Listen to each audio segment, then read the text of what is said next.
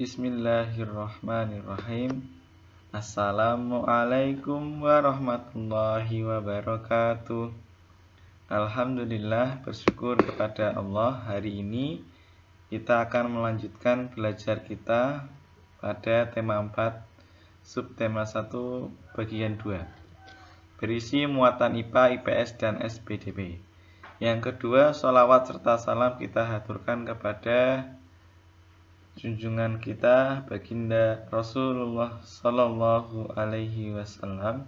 Semoga kecintaan dan sholawat yang senantiasa kita berikan menjadi sebab Rasulullah memberikan syafaatnya di yaumil akhir. Amin ya rabbal alamin. Baik anak-anakku, sebelum kita mulai, marilah kita berdoa terlebih dahulu agar dimudahkan dalam belajarnya.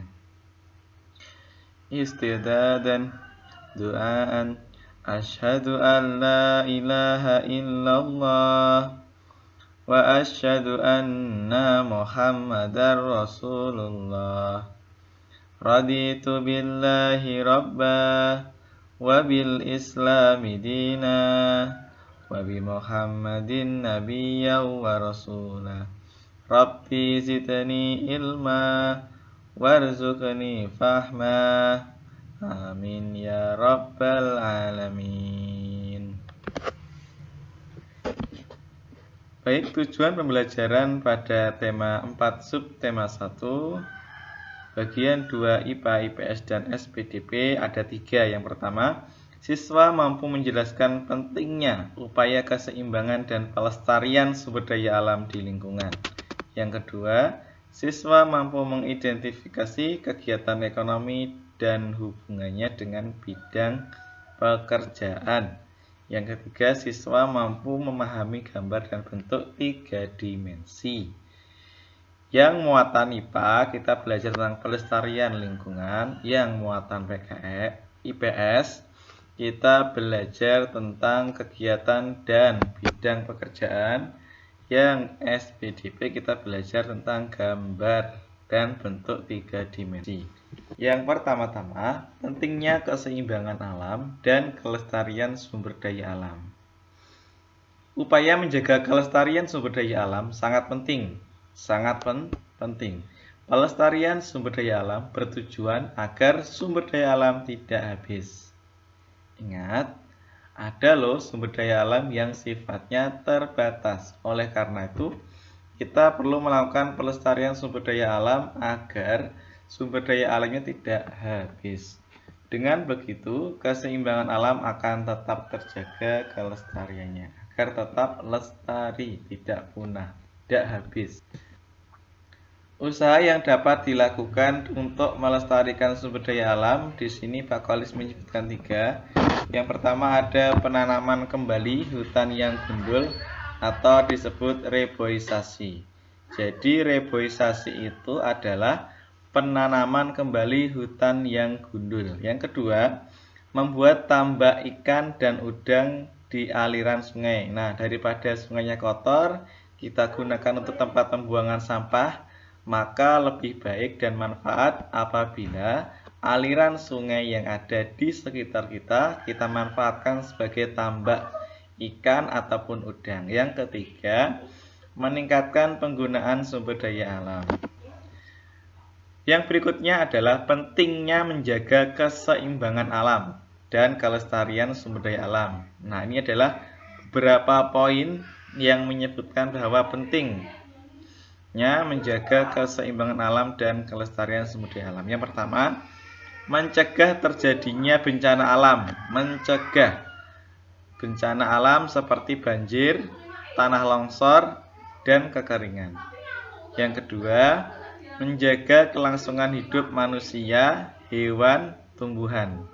Apabila seimbang dan lestari, dapat menjaga kelangsungan hidup manusia, hewan, dan tumbuhan.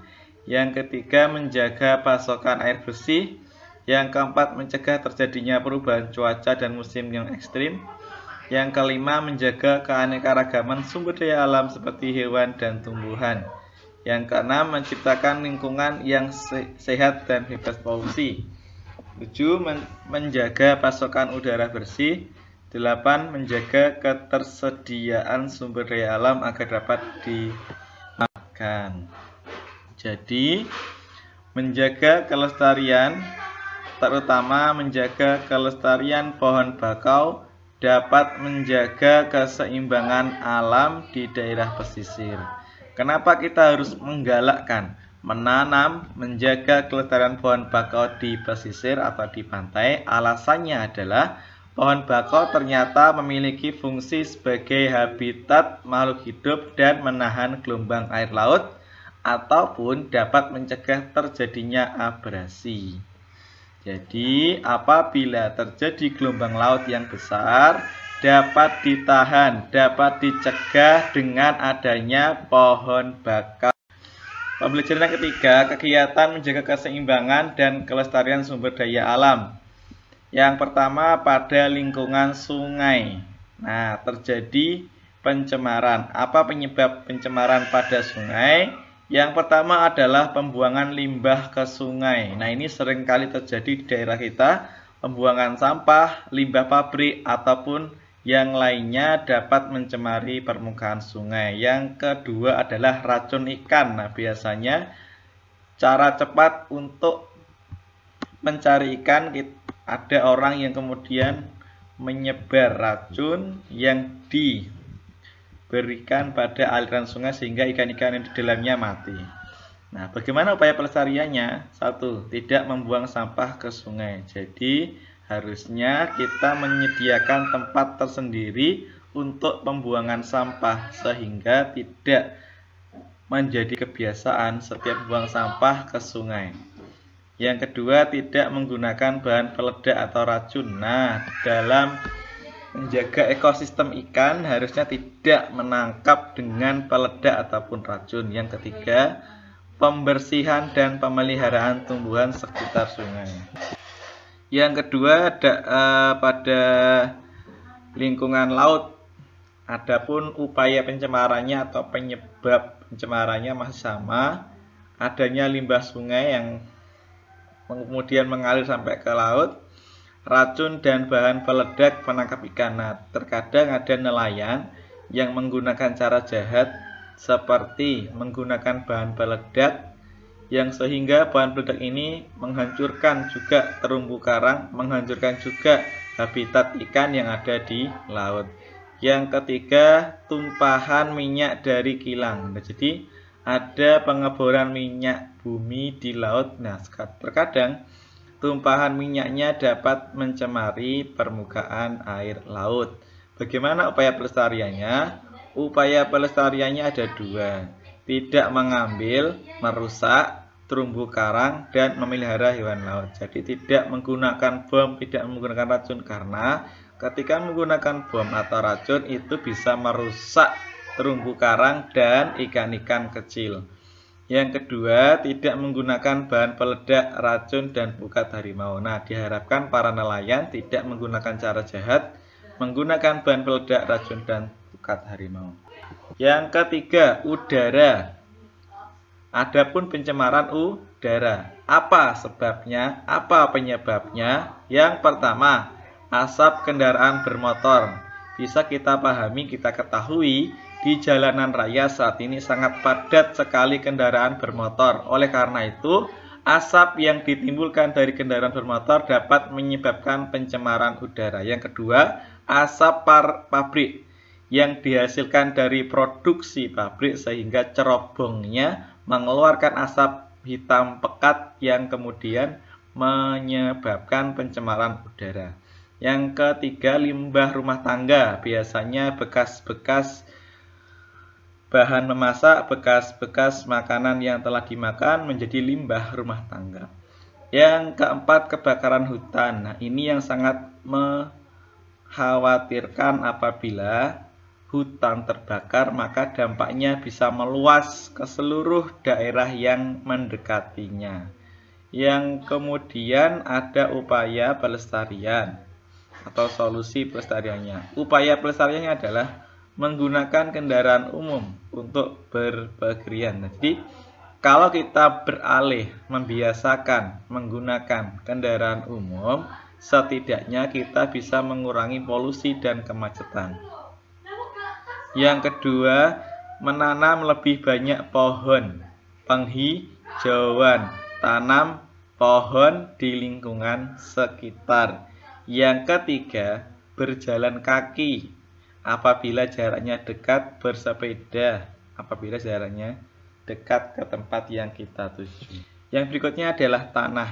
Nah, tanah juga kemudian menjadi bagian yang terkadang terjadi pencemaran. Apa penyebab pencemarannya? Penyebab pencemaran pada tanah yang pertama adalah limbah, pupuk kimia, dan pestisida. Apabila kita menggunakan pupuk secara berlebihan dalam jumlah yang sangat banyak, maka bisa merusak kesuburan tanah. Jadi, menggunakan pupuk kimia atau pestisida yang berlebihan bisa merusak kesuburan tanah. Yang kedua adalah kebakaran hutan. Kebakaran hutan tidak hanya menyebabkan polusi udara, pencemaran udara, tetapi juga dapat menyebabkan pencemaran tanah. Limbah sampah organik dan anorganik. Nah, terutama adalah sampah yang anorganik. Plastik yang sangat bahaya, plastik yang sangat sulit diuraikan apabila sudah bercampur dengan tanah. Yang keempat, limbah dari pabrik yang berupa lumpur. Nah, lumpur bercampur dengan tanah juga bisa merusak kesuburan tanah. Apa upaya pelestariannya? Upaya penanggulangannya adalah menggunakan pupuk alami untuk memupuk tanaman, pupuk kompos atau pupuk yang menggunakan kotoran hewan. Itu lebih sehat, lebih alami, dan tidak merusak kesuburan tanah. Yang kedua, menanam lebih banyak pohon agar tidak tandus. Nah, semakin banyak pohon yang kita tanam, semakin sejuk, semakin banyak serapan air sehingga tidak mengakibatkan banjir, tanah longsor, dan yang lainnya. Yang ketiga, tidak membuang sampah sembarangan. Kemudian, kita akan belajar tentang jenis pekerjaan. Jenis pekerjaan itu biasanya sesuai dengan tempat tinggal masyarakat. Orang yang bertempat tinggal di desa, di perkotaan, pegunungan, di pesisir pantai, biasanya memiliki jenis pekerjaan yang berbeda-beda sesuai tempat tinggal masyarakat. Jenis pekerjaan dibagi menjadi dua berdasarkan hasilnya, yaitu pekerjaan yang menghasilkan barang, pekerjaan yang menghasilkan jasa. Jadi pekerjaan itu bisa dibagi menjadi dua sesuai dengan hasil, apakah barang ataupun jasa. Contoh jenis pekerjaan sesuai tempat tinggal. Yang pertama, orang yang tinggal di dataran tinggi. Biasanya pekerjaannya adalah berkebun. Contohnya adalah berkebun teh, karena di dataran tinggi. Yang kedua, jenis pekerjaan masyarakat yang tinggal di dataran rendah, biasanya bertani padi, jagung, dan lain sebagainya. Yang ketiga, jenis pekerjaan di daerah pantai. Masyarakat yang hidup di daerah pantai biasanya bekerja sebagai nelayan atau berdagang ikan atau mencari ikan. Yang berikutnya, pekerjaan-pekerjaan yang ada di daerah dataran tinggi. Dataran tinggi seperti halnya di Jawa Barat banyak dimanfaatkan untuk perkebunan teh. Pertanian umbi-umbian seperti kentang banyak dibudidayakan di dataran tinggi Dieng, Jawa Tengah. Jadi perkebunan teh ataupun budidaya umbi-umbian seperti kentang itu banyak dibudidayakan di dataran tinggi, seperti halnya di Dieng, Jawa Tengah. Dataran tinggi juga dimanfaatkan untuk pertanian sayur-sayuran. Jadi dataran tinggi itu tidak hanya untuk teh saja, perkebunan teh saja, tetapi juga pertanian sayur-sayuran. Misalnya wortel. Tanaman lain yang dibudidayakan di dataran tinggi adalah tembakau dan kopi. Ya, tidak hanya wortel, tidak hanya teh, tetapi tanaman yang dibudidayakan di dataran tinggi adalah tembakau dan kopi. Selain dimanfaatkan untuk perkebunan, pertanian, dataran tinggi juga dimanfaatkan sebagai tempat peristirahatan, villa, hotel, atau tempat penginapan. Ada juga yang mengambil tempat pada dataran tinggi.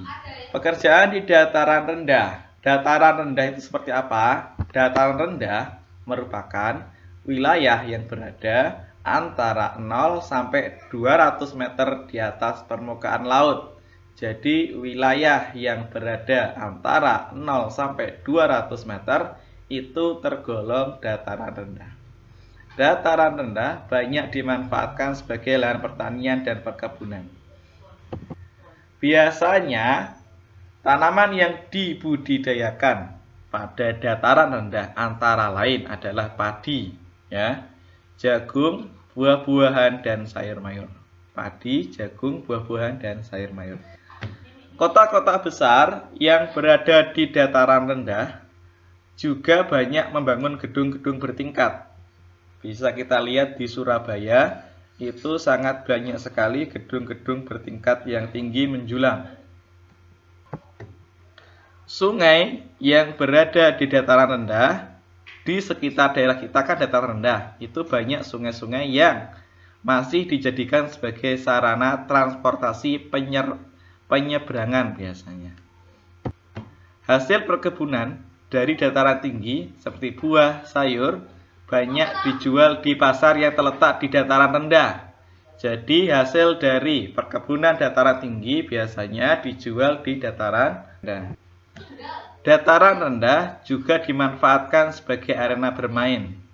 Banyak arena bermain bagi anak-anak yang biasanya banyak anak-anak menggunakan fasilitas umum.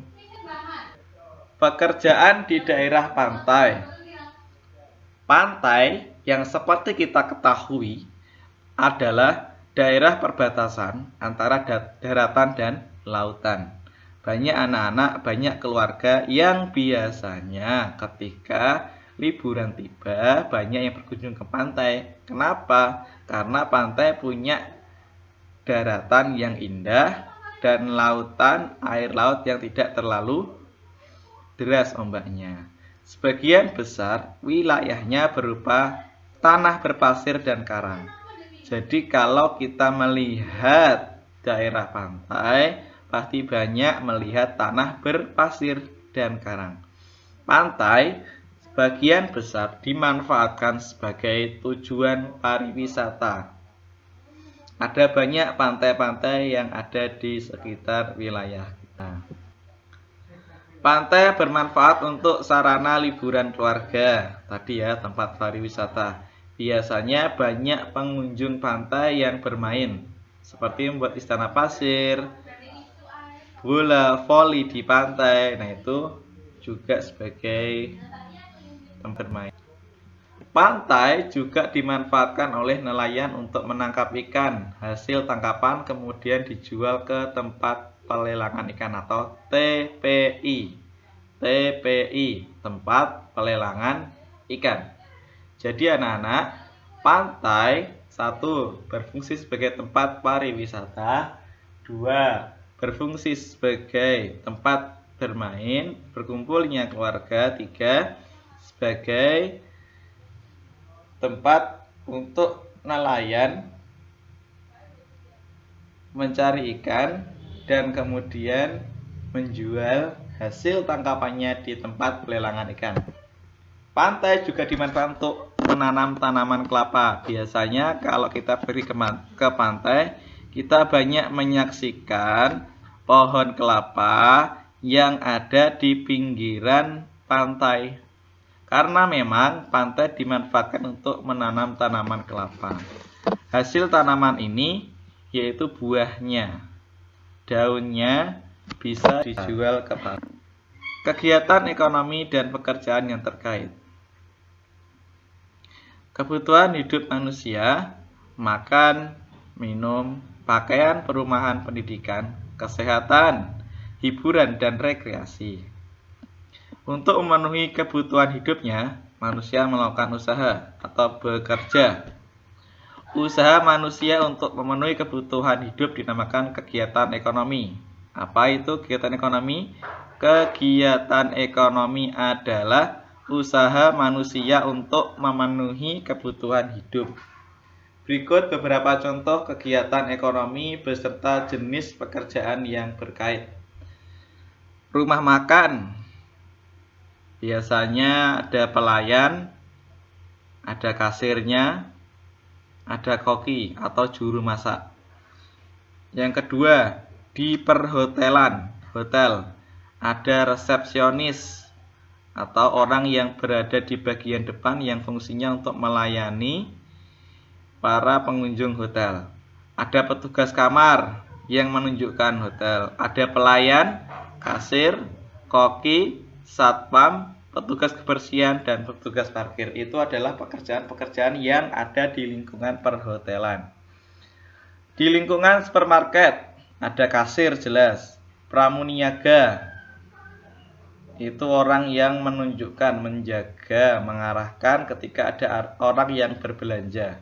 Petugas parkir, petugas kebersihan. Itu adalah pekerjaannya.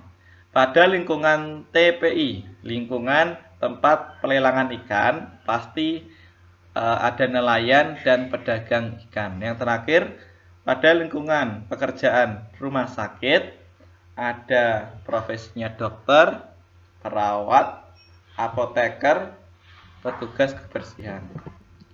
Kegiatan ekonomi di daerah perkotaan dan pedesaan. Perkotaan dan pedesaan memiliki kegiatan ekonomi pekerjaan yang berbeda. Di perkotaan biasanya banyak terdapat perkantoran, mal, tempat perbelanjaan, dan pertokoan. Apa saja jenis pekerjaannya? Jenis pekerjaannya seperti karyawan kantor, satpam, penjaga toko, dan pemilik toko. Pada pedesaan, biasanya banyak yang bekerja sebagai petani, perkebunan, dan peternakan. Apa saja jenis pekerjaannya? Petani sebagian besar di desa, ya kan? Pemilik lahan, distributor pertanian yang menyalurkan, peternakan, ada sapi, ayam, kambing, dan sebagainya. Penjual pakan ternak, itu biasanya di pedesaan. Tugas tema 4, subtema 1, muatan IPS dan IPA. Pak Koris jadi guru. Yang pertama, anak-anak, sebutkan jenis pekerjaan yang ada di lingkungan berikut. 2, sebutkan jenis-jenis pekerjaan yang ada di lingkungan berikut. Yang ketiga, apa yang bisa kita lakukan, upaya pelestarian apa yang bisa kita lakukan apabila sungai tercemar seperti gambar berikut. Yang terakhir, SBDP, seni budaya, karya, dan prakarya, menggambar bangunan di sekitar kita. Nah, hari ini kita mau belajar menggambar. Setiap bangunan yang kita amati, yang kita lihat, itu memiliki bentuk, warna, fungsi yang berbeda-beda. Setiap bangunan juga memiliki ciri khas yang menarik untuk dijadikan objek gambar. Perhatikan langkah-langkah menggambar rumah. Nah, ini ada langkah-langkahnya. Yang pertama, buatlah garis horizontal atau garis datar, garis mendatar. Setelah membuat garis mendatar, yang kedua, tambahkan titik di garis tersebut. Letakkan titiknya itu di kanan, di sebelah kanan. Setelah itu yang ketiga, tambahkan kotak persegi, ya. Itu kotaknya berbentuk persegi di pojok kiri bawah. Yang keempat, bagilah kotak yang berada di kiri bawah menjadi 2 bagian sama besar. Gunakanlah penggaris agar ukurannya sama. Yang kelima, tambahkan bangun segitiga pada kotaknya. Nah, jadi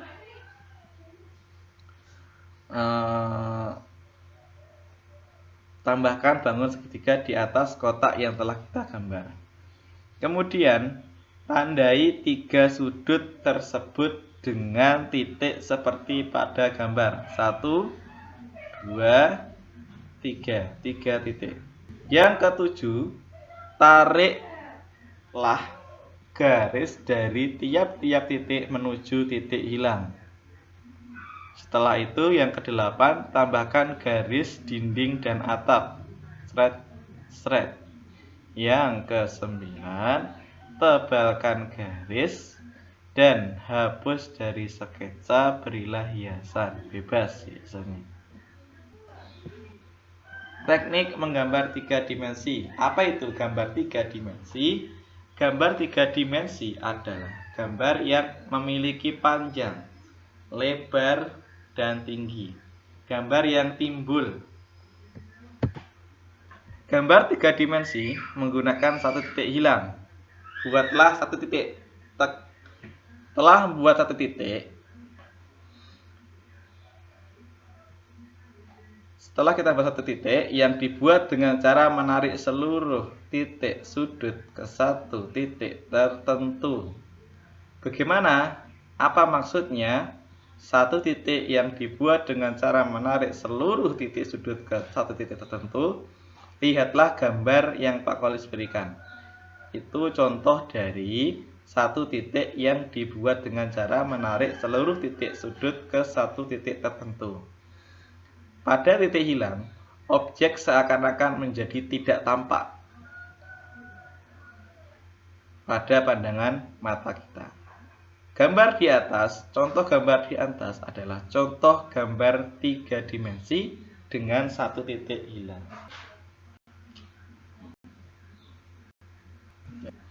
Terima kasih. Assalamualaikum warahmatullahi wabarakatuh.